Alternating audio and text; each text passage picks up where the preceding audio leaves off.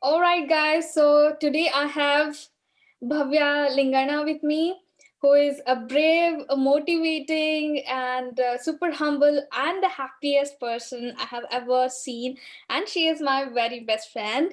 I'm very happy, and it's also a little different for me to have you with on my channel and talking professionally now. But we'll keep it like that, Bhavya. Um, but uh, Hello, but people. welcome to Code Couch, and Thank you so much. this I'm not saying only for cameras, but Bhavya has been very inspiring for me personally. Whenever I have a problem, I actually call her all the time. And I'm sure her story will definitely inspire and shake each and every one of you. So it's over to Bhavya now. Hey Bhavya, are you happy to be on my channel? Are you nervous? No, of course, I'm happy to talk to you. And it is also a little surprising that now I have to talk to you a little bit professionally Yeah, since we are best friends. yeah. But yeah, I'm happy. So Bhavya, you want to just tell currently like where you live or what you do, just on a like one or two lines. Right now, I live in Berlin. You can see Yeah. here with my coffee mug. Yeah. But basically, I'm from India. To be precise, south part of India. I'm from Bangalore city. Mhm. Currently, I live in Germany since 3 years, and working in a company, German company, right now. Nice, very nice. Yeah, so today we'll talk about your story from the beginning in India till all the way to Germany, Berlin, and your happy life. So, so let's start with your like very start, like from the very beginning. So tell us Yep. about like where you belong to in India. It's like yeah, originally from. Mhm. Yeah, like I already mentioned, I born and brought up in Bangalore city, Mhm. but my parents are originally from Mysore city, which is pretty much away from Bangalore. Mhm. Um, yeah, I like a normal, like other girls. I just finished my schoolings and college in Bangalore, and I was never out of Bangalore until I'm 30. Mhm. I actually never thought I would actually step out of Bangalore at all. Yeah. It was a normal, decent life, and yeah, I'm a BCom graduate back in India. Nice. So you did your schooling, your and college, everything in India, in In Bangalore. Bangalore, yes, Nice. yeah, and I Namma also Bengaluru. worked for Sorry. yeah, I also worked for 7 years in Bangalore before I moved to Germany. Ah, okay. Nice. Very nice. But also, uh, there is some disability that you have called MG. So tell us about what is MG. I think not many people know about this. The full form of MG would be myasthenia gravis, but I am a person who is not a myasthenia gravis, but it says congenital myasthenic syndrome, which is completely different from the person who has MG, Uh-huh. which means I born with that. Like the Uh-huh. person who born with this kind of symptoms calls this congenital myasthenic syndrome, and I've been diagnosed as CMS when I was 11 or 12 years old. Mhm. But my parents do got to know that okay, my child has or my child is something different from other child when I was 7 months old. After I born, like after 7 months, I was like, okay, yeah, she's not like so active, not crying, not Uh-huh. moving body. So they actually took me to homeopathy initially, Uh-huh. and which kind of didn't work out because I wanted some more energy to move my body or cry or open my eyes. Mhm. And as far as I remember, when I was in second grade, I got admitted in the very biggest hospitals in South India. I think in India, I guess, entire India. It's called NIMANS, Mhm. National Institute of Mental Health and Neurosurgeon. So Uh-huh. I was there for 2 months. Just to like doctors wanted to know what exactly the symptoms, what is my behavior, my body behaviors, what tablets will help me to get out of my symptoms. So it was only the observation for 2 months. Okay. And yeah, I'm talking more about the hospitals and about doctors, but I Yeah, should no also talk worries. about my symptoms. Yeah. So what is the symptoms like? How does the symptoms look like?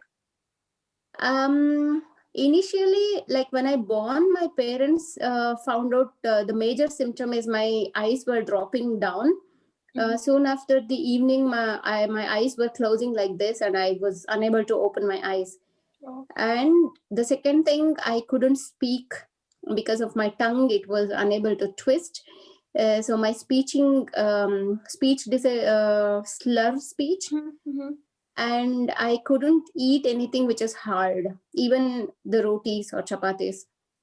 I see. And when I walk, probably maybe 2 or 3 minutes I could walk, and after that I used to fall down. Oh. And they were like, okay, and I actually started walking like very, very late, not like an early walker and early talker. So these all are the initial symptoms. So my parents wanted to know why she couldn't walk too much, Yeah. why she couldn't talk. So they thought maybe she's a child, she's just learning to talk. Yeah. But that was not the case. It's even though when I go to my second grade, I couldn't talk properly, I couldn't walk properly, where all my school buddies were talking and playing and then I going can to school on their own. So it's basically like less energy, right? Like you had like slow energy, the way I can say.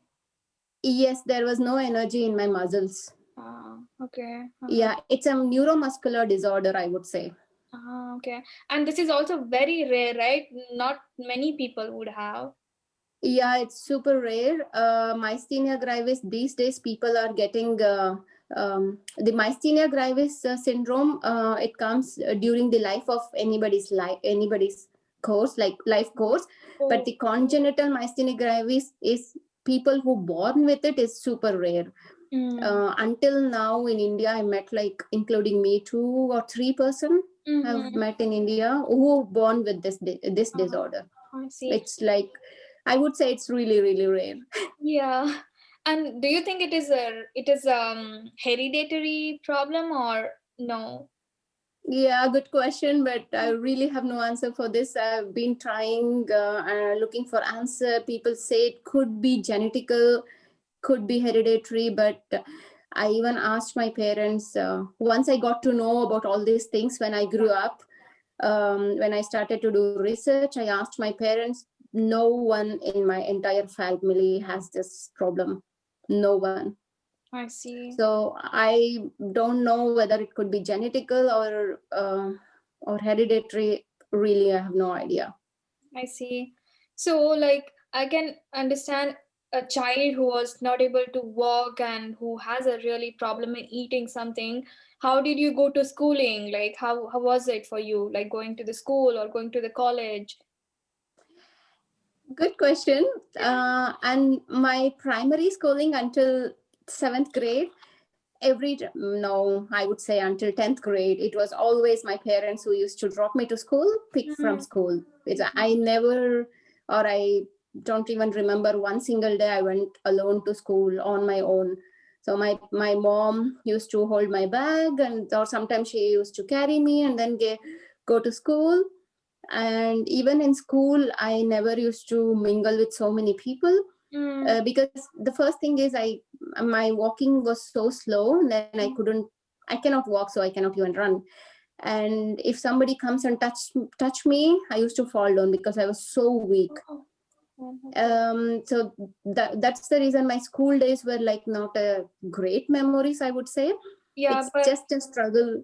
Yeah, I just go to school and I will stand in one corner until the prayer is over, and then all the school children will go to their classes, and then I slowly go. My mom will take me to the class, and then I go and I sit. And once the school is over, and I will wait until everybody goes out, so the place will be empty, and then my mom will come and take me out. oh man, I can imagine how hard it would be. But how Yep. was it for you to grasp these subjects? Were you able to learn in the school, or was it that also was like little hard for you? Oh yeah, probably I would say it's kind of blessing because there is always a saying when God takes out something, He'll give something else in return. So I was always good at my studies, and Oh, nice. yeah, for me it's like I don't even now it's the same. If I read or if I listen certain things one time, it will stay in my brain for some time. So it's like yeah, doing homework was a problem. I used to take my mom's or my brother's help, but when I listen to someone in this class, it used to remain in my brain for a long time. That's very nice. But how was it with your friends in the school or college? I know like lot because that's a super teenage and there is a chances that your friends can bully you in the schools and this can impact a lot of people. So how was it? How was the case in your case? Like were your students and teachers were supportive in the school in India, or were there cases where they were bullying you as well? As far as I remember, until my seventh grade, Mm-hmm. because that was the stage where I used to often go to hospitals and doctors used to do some experiment. Like I used to take different types of tablets. The disorder is not yet known and I was not yet diagnosed. So that's why I was in the same school from first grade to seventh grade. And most of, I think all of the teachers knew what I was going through. Mm-hmm. And my mom used to drop me, pick me in the evening, even afternoon. Sometimes she used to come and see whether I'm having my lunch or I'm taking my tablet. So it's like I was kind of, I would say, like kind of protected. Like my parents used to come and my teachers, all of them, they knew. I didn't even experience any kind of bulliness because, and my teachers also knew I take my tablets and sometimes I feel so sleepy because of my tablets. So I kind of got a lot of support from my school in my primary school. And when I moved to my high school, even then my dad and mom they used to drop me home like as usual. Mm-hmm. There I studied in a girls high school. Mm-hmm. So like I already mentioned, I'm always away from the group of people. I choose one or two person to talk to and then be with because I'm so scared if somebody comes and push me, I'm gonna fall down. Yeah. So I can remember talking to one or two two girls, and then Yeah. be only with them. Okay. So my until my 10th grade, I would say I had only number of friends where I can count. Hmm. I Yeah. understand. Yeah, I understand. And I can imagine your family was super supportive. I can see your mom was helping you, your dad and your brother were also helping you. So in this case, your family, I think, was super supportive, right? Yeah, absolutely. Yes. My mom, even though they didn't know exactly what is the problem, Mm-hmm. all they knew was my daughter is not walking or talking, or she doesn't have much energy to lift anything like others. She has got some problem which they didn't know what it is. Of course, even doctors were trying to experiment. Yeah. And I got diagnosed when I was in seventh grade, maybe 11 years old or 12 years old. Mm-hmm. And that is when doctor told me that I have to take this tablet for like throughout my life. Mm-hmm. And yeah, whenever I take my tablet, it's a muscle relaxant, so my muscles used to have some energy. Then I could do certain things on my own, Mm-hmm. and that too not for long time. One tablet will give me like 3 to 4 hours of Yeah. energy, Okay. and after 4 hours I have to take one more. Uh-huh. To It's gain like energy again. yeah, otherwise it's gonna come down. Uh, In this case, my mom was and my dad was highly supportive, and I would really appreciate my brother because even though he was young, mm-hmm. he really didn't know what is going on. Yeah. All he knew was, okay, yeah, my sister is going to hospital, she needs to take tablet, okay, I have to give tablet to her on time, that's all. Oh, sweet. Sweet. Yeah. That's very nice. So just to tell my viewers, actually normally we people have a lot of energy. We don't need any kind of a tablets to, to just do our daily jobs or daily chores. But the people with MG, they have to take tablets to gain the energy to do things. So as Bhavya said, she takes one tablet for 4 hours. She used to take one tablet for 4 hours of energy and then refill again and again. And that, I would imagine, it's the hardest thing to do, right? Like, this is the basic thing people have, and I could totally imagine how hard it would have been for you. But later, you think over the years, like, this got better for you with the treatments, right? When you, as I you would go to the. say, Mhm. yeah, with the tablets, it got better and better. Maybe because I like, look, since 1 and year 10, the 10 years of my life, it Mhm. was a little bit of experiment. Mhm. And when I reached age 10 and 11 until my 20 years, it's like an experience. Like, I was exploring my body, and then I was like, okay, if I take this tablet, this much energy I'll take. And if I'm happy, like, it's always an experiment and experiences year of years. And eventually, when I was in my um, early 20s or mid 20s, I started to understand my own body, and I started to manage my symptoms. I was like, Mhm. okay, if I take tablet now, I will have some energy. If I don't take, I will not have energy. And I started to plan each and everything since the beginning of my 20s or late teenagers. Mhm. If I don't plan, I will definitely cannot do anything. Like, my day should be planned, Mhm. and nobody can come and ask, hey, Bhavya, come, let's go today out. And they cannot do that immediately for me, or they have to inform 1 or 2 hours before, so I can take tablet and I know what I'm wearing. Oh. Each and everything has to be planned. Of course, it got better based on the planning and based on understanding of my body, and then managing my own symptoms. Hmm. I used to plan even what I'm wearing, it could be slippers, it could be pant, it could be dress, what kind of dress I'm wearing, how I'm tying my hairs, because I have to lift my hands, Uh-huh. and which needs energy. So Yeah, it over a means period like of even time. when you carry, you have to like carry light things, right? Even you are waiting, you have to think how much how much weight I am having on my body itself, even to carry, right? Yes, that is one thing. And plus, I never used to carry anything like a handbag, Uh-huh. like how girls use a handbag or single bags. I never used to carry that because that itself was heavy for me. Mm-hmm. And only wearing some light clothes, I could walk, light slippers. Even the slippers, I like, my legs were so, like, even my hands and my legs are so soft, right? Like, I will not have so much energy to lift some hard things to walk. I understand. Yeah. Alrighty. So then you did your like degree in India itself, and what was your stream, if we can ask? Yeah, BCom. Oh, nice. I studied finance for BCom, Okay. for my graduation. Yeah. Nice. And eventually you started even working. That is amazing. Wow. Yeah, that was another challenge of my life. While I was exploring outside my work life, how I should take tablet and how I should do, and a little bit of exercise and yoga.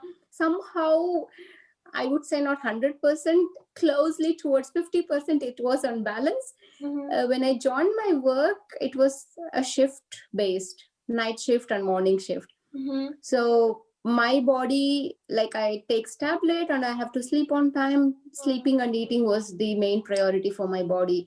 When I started to work, first thing was, I have to sit in AC. Cold is something, it's like, my body cannot take cold. Plus, my tablets will not give any energy when my body is shaking. So Yeah. my muscle will always be weak, or it will be shaking. Yeah. Starting 6 months was a nightmare, complete nightmare. Oh. I have to sit in AC, and then the cab will come to pick and drop, and sometimes I have to do night shift, and I couldn't even go inside the cab. You have Oh man. the Tata Sumo, or I don't know, another huge vehicles. Yeah, I understand. I couldn't even do that.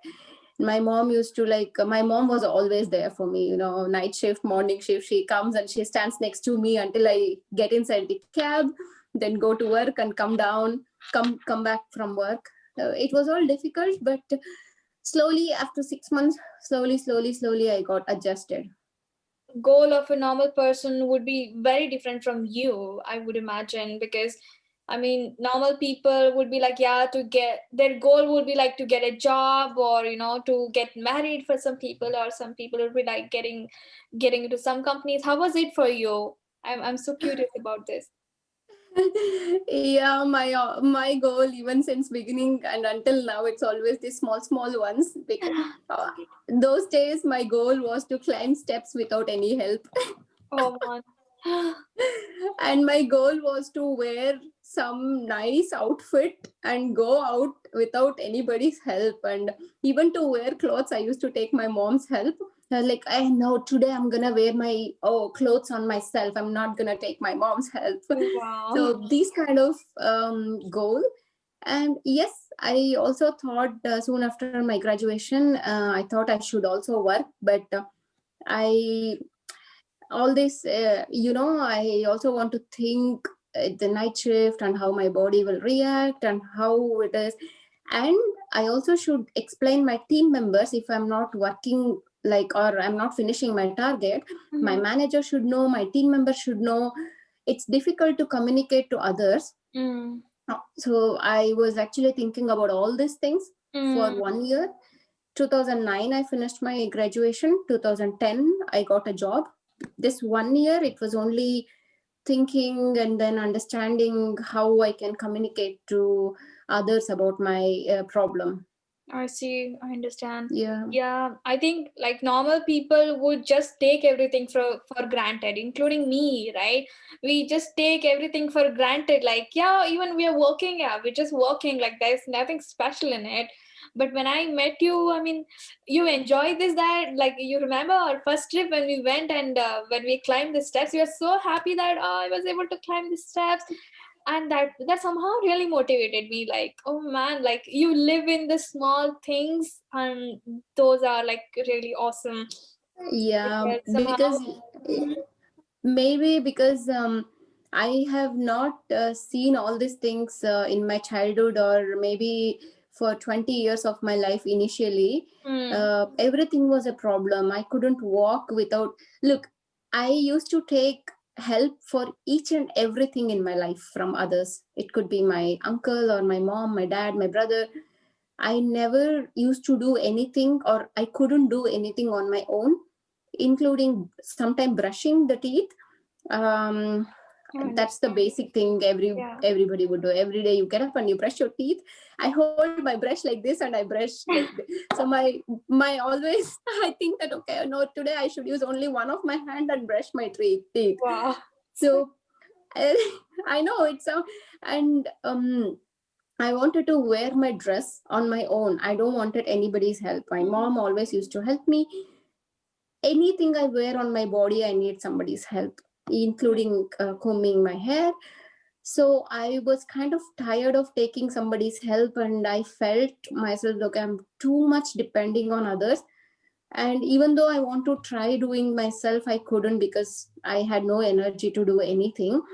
And slowly I started to plan in such a way. I start with the small thing, and then eventually I go to the big things. Mm. And even now when I climb the stairs on my own, I feel so happy, like, yay, I did it on my Yeah. own. That's very nice, and it's also very motivating. And again, the message I wanted to give it to all my viewers is, don't take your life for granted and enjoy these little moments. I really learned enjoying these small moments only from Bhavya, because like she enjoys and just getting the energy from tablets. Even though she gets the energy from tablets, she enjoys her life and small things. And we have everything, we don't need extra medication for us, and we somehow take our life for granted. Even though we have a lot of things, we just don't focus on those and start cribbing about the small things, and not be happy. So yeah, just be happy. So coming back to that, like, how come you are so happy all the time? You are like the happiest person I know ever. How come? How is that possible? I don't know how to answer to this question, but I will. Maybe I wasn't like this 6 to 7 years ago. Trust me, if you would have met me like 6 to 7 years ago, Mm, you wouldn't have believed. Are you the same Bhavya? Like mm, now? No, I wasn't like this. I wouldn't say it's a depression, or maybe I was so different person because since birth until my mid 20s, I've heard only no's in my life. Oh, Bhavya, you can't do this. Oh, Bhavya, no. Oh, Bhavya, you can't do this. You can't do this. I was so tired of listening this. I had no choice in my life but to listen only that. If I want to try anything extra, I was not getting any motivation outside. Outside of me, anybody, including friends. I don't want to blame them because sometimes I myself don't know about my energy levels. Now I am energetic, later I will lose my energy. Even my parents wouldn't know, even though they know, they are seeing me since birth, they will not know when I will have my energy. For example, even now my husband thinks that I don't even understand you. Today you were so energetic and tomorrow you say, no, I'm so tired. It's leave about today. Even one day, like in a day, morning I'll be so energetic and afternoon I say, no, I'm so tired, I cannot even get up. When people who are very close to me, who lives with me, cannot understand, I would not expect anyone who see me for 1 or 2 days or outside to understand my problem. Of course I don't want to blame them, but somehow they are showing their concern, saying that, okay, Bhavya, no, don't do this, you cannot do that, blah blah blah. I was like, but one person, when I was working in ANZ, there was one girl, I think somehow God sent her in my life. She worked only for 3 to 4 months in ANZ. Imagine, she just joined 1 or 2 weeks. I happened to meet her. She herself came to me and she, oh my God, she spoke to me in such a way. She started to give all this positive energy to me. And whenever I used to talk to her, I was like, oh, wow. And then she told, look, you have this potential. You always brings happiness to others, but you yourself don't know how it is. And then for 3 months, I spoke to her. Trust me, Priya, my life is entirely changed. And now you can see I am sitting here. Her name is Nivya. I don't mind mentioning her name. You kept saying me Nivya for a long time. And I still have her contact now. And she herself forgot what she did to me, but I would never forget in my life. Sweet. She gave a book before leaving ANZ. It's a book called Secret. And she like, look, I didn't understand what she gave me. I didn't understand what she was trying to say. All I understood was, okay, she asked me to stop worrying, believe in myself, and try to be happy all the time, no matter what. Even the small things you do, appreciate it and be happy. And one thing what she clearly explained, like a layman language, is in India, you know, temple is very famous and people pray and then you go to temple. When you go to temple, why do you leave your slippers outside? Because you should go in a very pure way to the God, right? You cannot take your slippers into the temple. She asked me to treat my mind as a temple. Like, your mind is a temple. Don't bring all unwanted things inside your brain. Wow. Okay. Like a slipper, you know, you have to say access denied for all the unwanted things.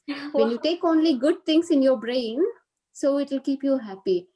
Oh my God, that is the piece of advice that is so maybe deep. made me. Wow, that's very deep though.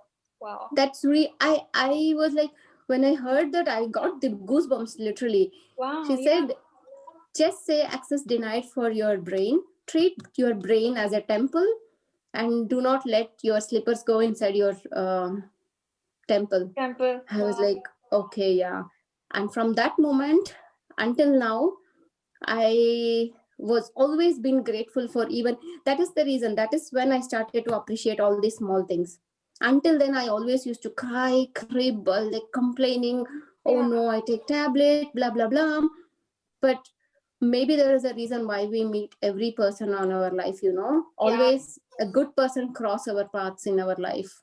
Definitely. Yeah, I want to thank Nivya from my side as well for making Bhavya inspiration. So she is now inspiration for all of us. Yeah, I mean, I totally agree with you that we people, even though having everything, crib about small things, about small failures and small disappointments, but I guess everything we are creating, and at the end of the day, we are again cribbing the same thing. So yeah, I mean, just stop doing that, including me. I'm just not saying for you. But yeah, I mean, let's be happy, right? That's the goal. That's the key Awesome. for the success. That's the key for the success. Yes. Yes.